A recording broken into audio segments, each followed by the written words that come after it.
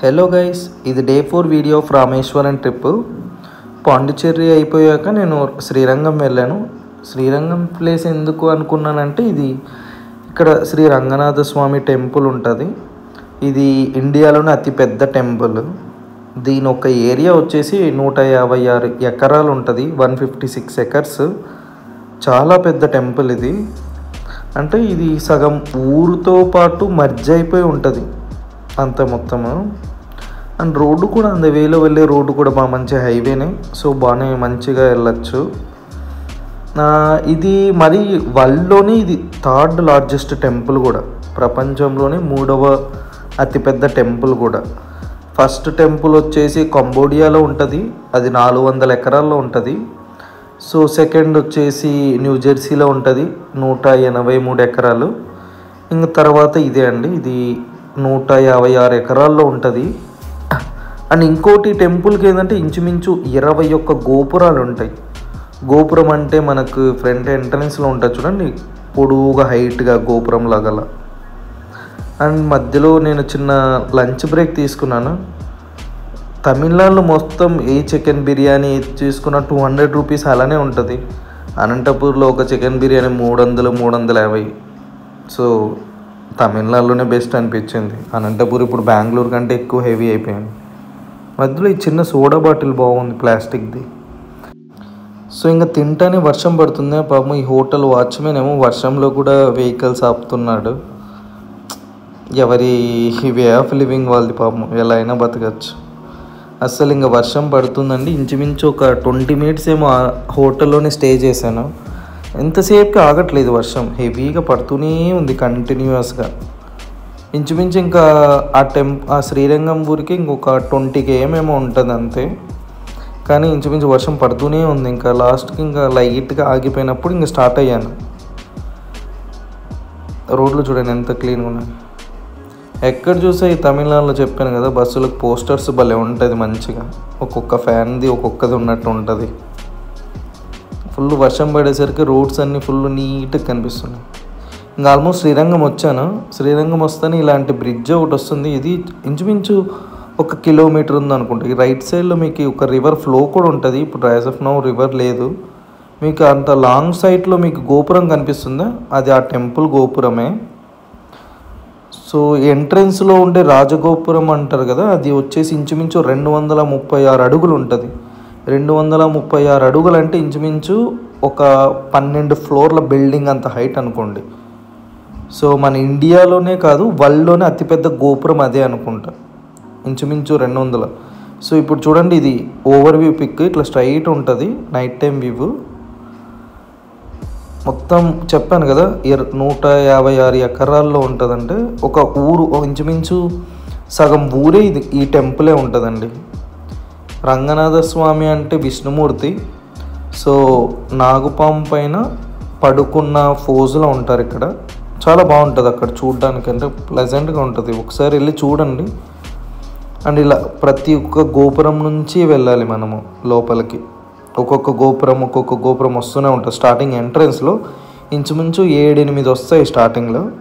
ఇలా చుట్టూ ఉంటుంది మనకు. ఇప్పుడు నేను ఇలా మెయిన్ రోడ్లో నుంచి ఎలా వచ్చానో ఇలా మనకు చుట్టూ 4 వేస్ అనుకుంటే 4 వైపులా ఇంచుమించు ఇలానే ఉంటుంది. ఈ గోపురం చూడండి, ఇది పెద్ద గోపురం కాదు, ఇంచుమించు 4 వైపులా ఇంత హైట్ సైజులో ఉంటుంది గోపురాలు. ఓన్లీ మెయిన్ గోపురం ఒకటి ఇంచుమించు 236 అడుగులు ఉంటుంది. అంటే అర్థం చేసుకోండి ఏ లెవెల్లో ఉండాలో ఒక టెంపుల్, ఒక గోపురమే. ఇంకా లోపలికి వస్తే చాలామంది ఇప్పుడు అయ్యప్ప మాల వేసుకుంటారు చూడండి. అయ్యప్ప మాల వేసుకుంటే బ్లాక్ కలర్ కాస్ట్యూమ్ ఎక్కువ వేసుకుంటారు. సేమ్ ఇక్కడ ఈ టెంపుల్లో ఎక్కువ మంది ఏది వేసుకున్నట్టు ఎల్లో కలర్ చేసుకున్నారు. అది కాక దారి పొడవునా నడుచుకుంటూ వచ్చేవాళ్ళు చూశాను నేను. అందరిని గుళ్ళోపల కూడా చాలా పెద్దది కదా, అసలు గుళ్ళోపల మనకి వెహికల్స్ కూడా ఉంటాయి. నడవలేని వాళ్ళు వెళ్ళాలంటే వెహికల్స్ లోపల.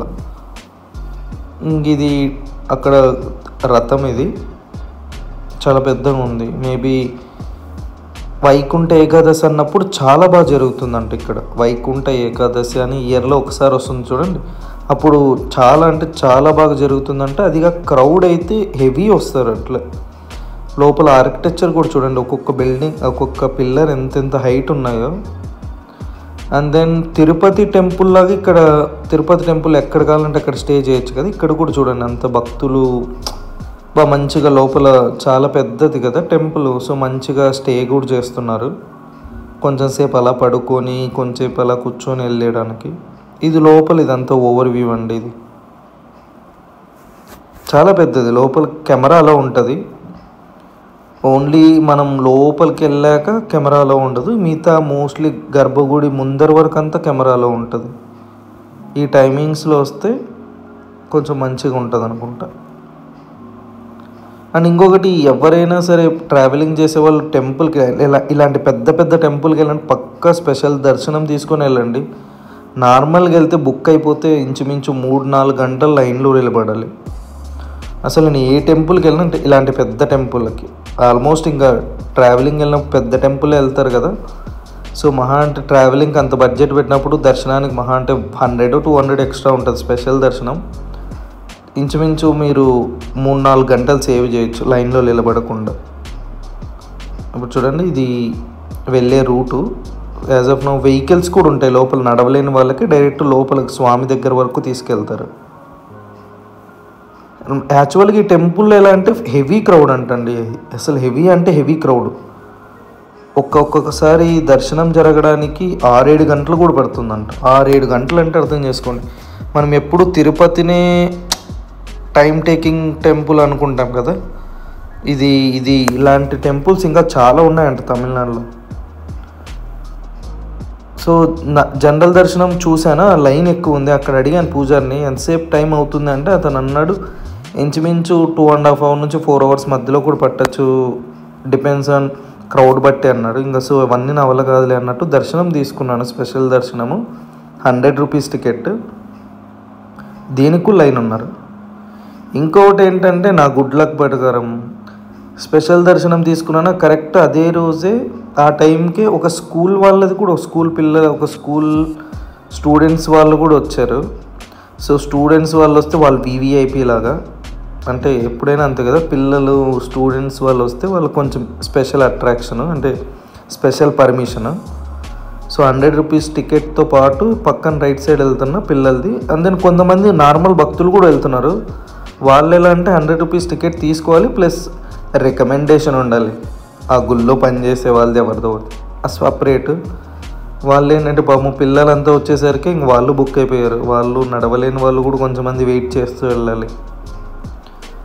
నాకు అనిపించింది స్పెషల్ దర్శనం తీసుకున్న వాళ్ళకి ఇంచుమించు 40 minutes పైన పట్టింది. ఇప్పుడు లెఫ్ట్ సైడ్లో చూపిస్తాను చూడండి, నార్మల్గా వచ్చేవాళ్ళు పాపం వాళ్ళు ఇంకెంతసేపు పడుతుందో. నడవలేని వాళ్ళు భక్తి పేరుతో వస్తే పాపం బుక్ అయిపోతారు. లోపల విష్ణుమూర్తి ఉంటారు. సో అది చూసి బయటకు వస్తే మీరు బ్యాక్ సైడ్ నుంచి మీకు గోపురం చూపిస్తాను చూడండి, గోల్డ్ కలర్. అసలు ఎంత షైనింగ్ వస్తుందంటే ఈ వీడియోలో కొంచెం క్లియర్గా లేదేమో, అసలు ఇంచుమించు ఒక టార్చ్ లైట్ పడినంత షైనింగ్ వస్తుంది అక్కడ. ఆ కిందే ఇంక మనకి విష్ణుమూర్తి ఉంటారు. ఆ విష్ణుమూర్తి ఒకసారి జస్ట్ గూగుల్లో సెర్చ్ చేసిన ఫోటో చూపిస్తాను చూడండి.